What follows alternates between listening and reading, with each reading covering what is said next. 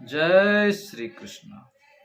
भगवत प्रेमियों, आज आपको इस वीडियो में बताने वाले हैं कि भगवान की भक्ति, भगवान की साधना, मंत्र जाप जो होता है ये हमें सगुण रूप से करना चाहिए या निराकार रूप से करना चाहिए। ये बहुत बड़ी बाधा है, क्योंकि कुछ लोग ये बोलते हैं कि भगवान निराकार है, कुछ साधु संत ये बोलते हैं कि भगवान साकार है।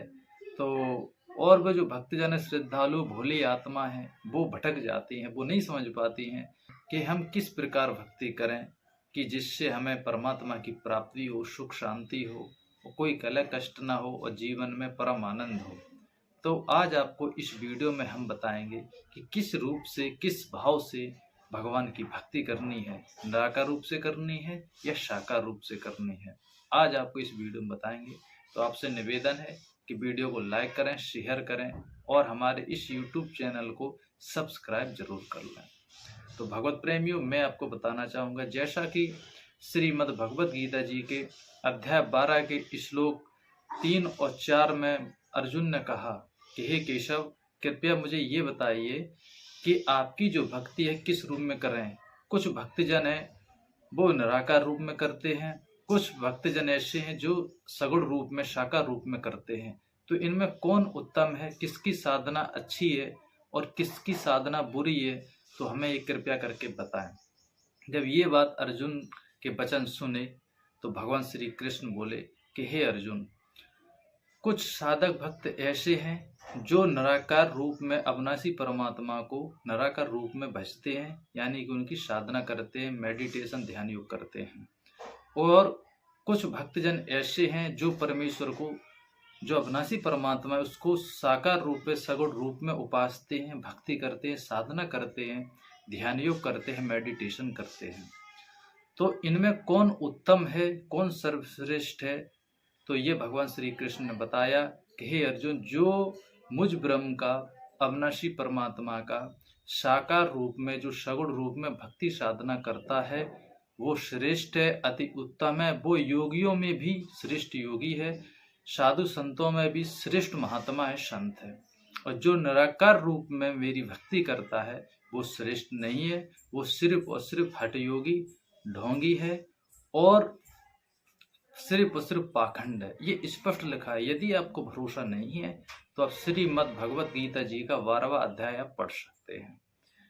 तो मैं आपको बताना चाहूंगा, और भगवान कृष्ण ने यह भी कहा है, जैसा कि मैं आपको अभी पढ़ के सुना रहा हूं, उसमें लिखा है कि मन को एकाग्र करके, जब भी देखो, पहली बात आपको ईश्वर जो है, परमात्मा है, वो साकार रूप में है, सगुण रूप में आपको मानना है। मानना नहीं है बल्कि है, ये मेरा भी मानना है, मैं खुद का मैं मानता हूँ कि ईश्वर जो है परमात्मा है साकार रूप में। क्योंकि मैं जो साधना आपको बताता हूँ, जो भक्ति का नियम बताता हूँ, मैं शास्त्रों के आधार पे बताता हूँ। जैसे श्रीमद् भगवत गीता हुआ, श्रीमद् भगवत देवी पुराण हुआ, रामचरित मानस हुआ, और अपने 4 वेद हैं, 6 शास्त्र है, 18 पुराण है, जो भी है मेरे पास कुछ ऐसी पुस्तकें हैं, उनमें मैंने पढ़ा है। तो उसमें भगवान साकार रूप में लिखा हुआ है, एकदम साक्षात लिखा हुआ है कि भगवान जो है वो साक्षात है, मतलब अपनी तरह है, एक राजा के समान है, राजा के तरह वो सिंहासन पे बैठा है। कोई निराकार रूप नहीं है, साकार रूप में, जैसे हम आप साकार रूप में हैं,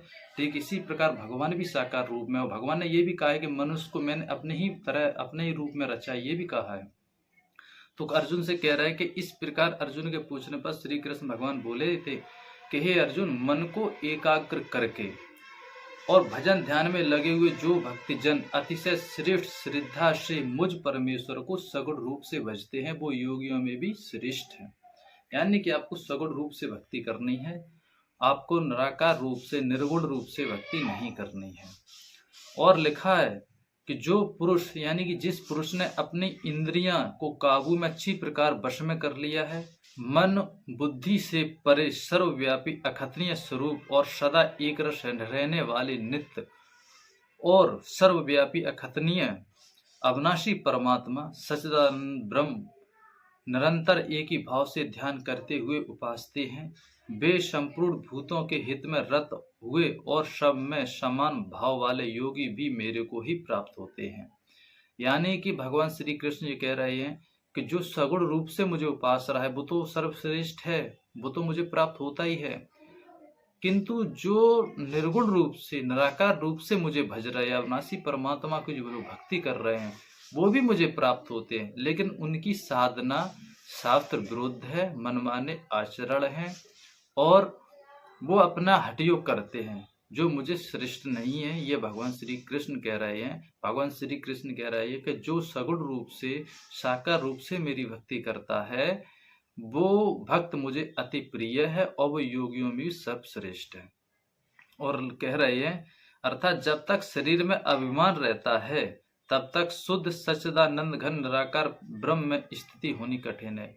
कुछ ऐसे भक्त हैं, ऐसे साधु संत हैं जो 5-10 साल हठयोग कर लेते, तपस्या कर लेते, तो भगवान ने कहा कि मैं कर्म फल तो आपको निश्चित देता हूँ, तो उनके अंदर कुछ सिद्धियां आ जाती हैं। ठीक है, जैसे कोई वचन सिद्धि आ जाती, बोल दिया ऐसा हो जाएगा वैसा, या श्राप दे दिया, आशीर्वाद दे दिया तो पूरा हो जाता है, या कुछ चमत्कार, छोटा मोटा कोई चमत्कार कर देते जिससे हम उनको ईश्वर समझ बैठते हैं। कोई साधु संत आता है किसी गांव में या किसी शहर में या मोहल्ले में कहीं जाता है या कहीं जंगल में बैठता है, वहां कोई छोटा मोटा चमत्कार 2-3 कर देते हैं तो हम लोग उसे बहुत बड़ा संत मानते हैं, तपस्वी मानते हैं। और कुछ लोग तो ऐसे होते भोले भाले मनुष्य कि उनको ईश्वर की पदवी दे देते, कहते ये तो भगवान है, लेकिन भगवान नहीं है। वो भगवान के दास होते हैं, भक्त होते हैं, लेकिन ईश्वर नहीं होते हैं। तो कहा है कि जिन्हें अभिमान हो जाता है, जैसे मान लीजिए कोई साधु संत है, उसने भगवान की भक्ति की है, मेडिटेशन किया, ध्यान योग किया, एकांत में जाके भक्ति की, उससे कुछ सिद्धियां प्राप्त हो गई हैं या लोग उसका बहुत सम्मान करने लगे हैं, तो ऐसे भक्त को अभिमान हो जाता है। जो निराकार रूप में भक्ति कर लेता है, उसको मेडिटेशन करता है, उसको क्या होता है, सिद्धियां मिल जाती हैं। सिद्धियों के बल पे वो चमत्कार करने लगता है तो उससे लोग बहुत सम्मान देते हैं, बहुत इज्जत सम्मान, बहुत मतलब ऊंची हाईएस्ट पोस्ट पे उसे बैठा देते हैं। और उस भक्त को क्या होता है कि धीरे धीरे क्या होता है, अभिमान अहंकार हो जाता है। और लिखा है कि जिसे अभिमान अहंकार हो जाता है, वो कितना भी प्रिय मेरा भक्त क्यों ना हो, वो परमात्मा को प्राप्त कर ही नहीं सकता और उसकी साधना बहुत कठिन है। और जो अभिमान करता है उसका सुगम होना यानी ब्रह्म को प्राप्त करना बहुत कठिन है, ये शास्त्र कहते हैं। लिखा है कि मैं शीघ्र ही ऐसे भक्त, जो भक्त मेरे को साकार रूप में भक्ते हैं, मेरी भक्ति करते हैं, निरंतर मेरा मंत्र जाप करते हैं और मेरा गुणगान करते हैं। लिखा है कि मैं ऐसे भक्तों को, जो भक्त मेरे में चित्त लगाने वाले प्रेमी भक्तों को मैं शीघ्र ही मृत्यु रूप संसार समुद्र से उद्धार करने वाला होता हूँ। इसलिए हे अर्जुन, तू मेरे में मन लगा और मेरे ही बुद्धि को लगा, इसके उपरांत तू मेरे में ही निवास करेगा, अर्थात मेरे को ही प्राप्त होगा, इसमें कुछ भी संशय नहीं है। तो भगवान श्री कृष्ण कह रहे हैं कि जो सगुण रूप से मेरी भक्ति करता है, उस भक्त को, उस प्रेमी आत्मा को मैं इस संसार समुद्र से उद्धार कर देता हूँ, उसको परम धाम भेज देता हूँ और फिर उसका कभी जन्म मरण नहीं होता है। तो भगवत प्रेमियों, मैंने आपको भक्ति का रूप बताया कि भक्ति हमें किस प्रकार करनी चाहिए, सगुण रूप में या निर्गुण रूप में, ईश्वर साकार में है या निराकार में। मैंने आपको दोनों प्रश्नों के जवाब दिए। यदि आपका कोई प्रश्न है तो आप हमें कमेंट में बताएं, हम आपको जवाब जरूर देंगे। जय श्री कृष्ण।